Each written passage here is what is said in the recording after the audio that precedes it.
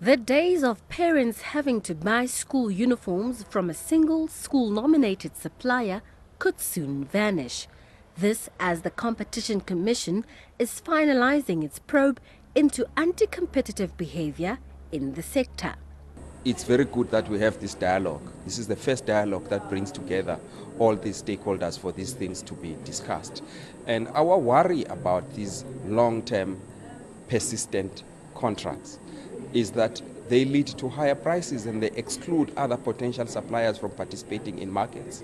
However, suppliers believe they are justified in charging high prices. The only reason that increases the price of the uniform is that we pay rent to our landlords. We have to cover up costs for storing the uniform throughout the year in a warehouse, paying security for that.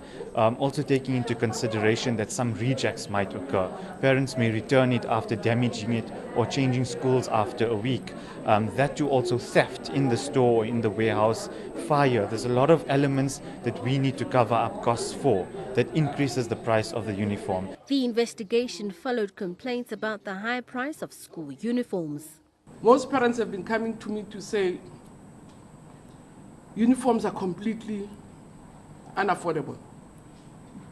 The old cartels, which, as I say, I came across when I was MEC trying to get into the VAL market, are still alive. But stakeholders still believe there's a need for uniforms in schools. Uniform was easy to dress during the week, no competition between students, lesser classification of students by class, it's easy to wear, less chance of children scrutinizing each other about what is considered fashionable and trendy.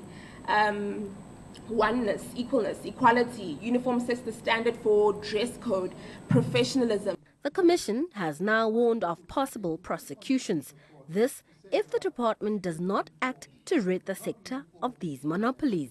The ongoing anti-competitive behavior within the school uniform sector is about to make a U-turn. The Competition Commission will soon release a report to dismantle these monopolies. Thank you, Mutaung, INN7 Centurion.